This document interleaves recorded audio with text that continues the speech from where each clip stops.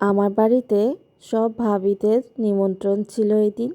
আমি সবাইকেই নিমন্ত্রণ করেছিলাম। এমনি কোনো কারণ নাই, শুধু সবাই মিলে একসাথে খাওয়া দাওয়া করবো এই জন্যই।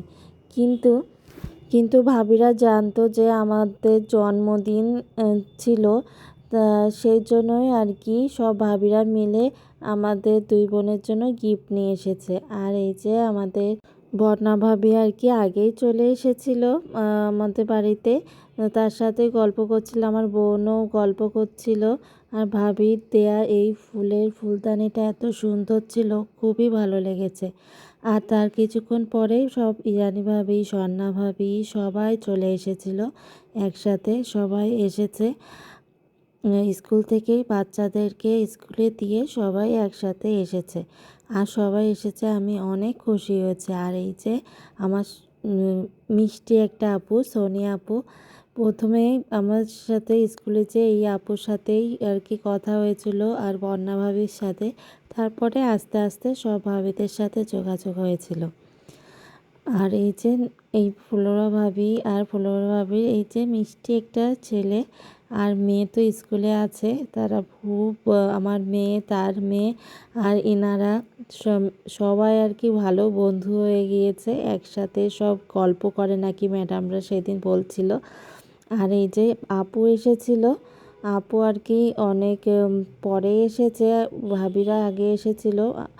আপু এসেছে, মেয়ে বোনকে গিফট দিচ্ছিল, আমাকেও দিয়েছে।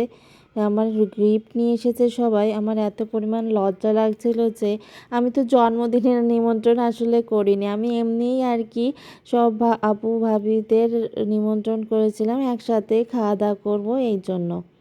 কিন্তু ভাবিরা সবাই মিলে গিফট নিয়ে এসেছে।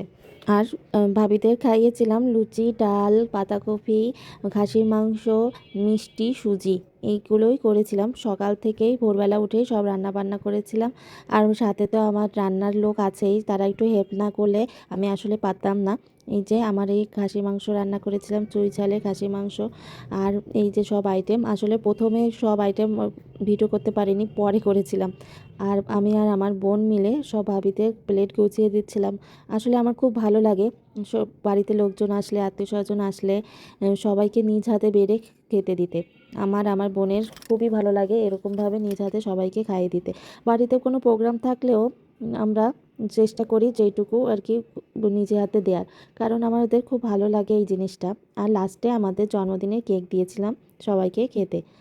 আর এই যে বাবুটা চয়েস করে নিচ্ছে। আর এই তো ছোট একটা ব্লগ শেয়ার করলাম, আশা করি ভালো লাগলো।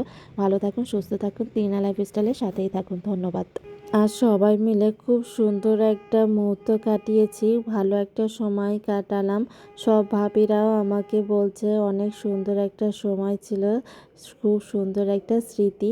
আসলে সবার ভালো লেগেছে এটা ভেবেও আমার খুব ভালো লাগছে। আর কি বলবো, ভালো থাকুন, সুস্থ থাকুন, তৃণা লাইফস্টাইলের সাথেই থাকুন।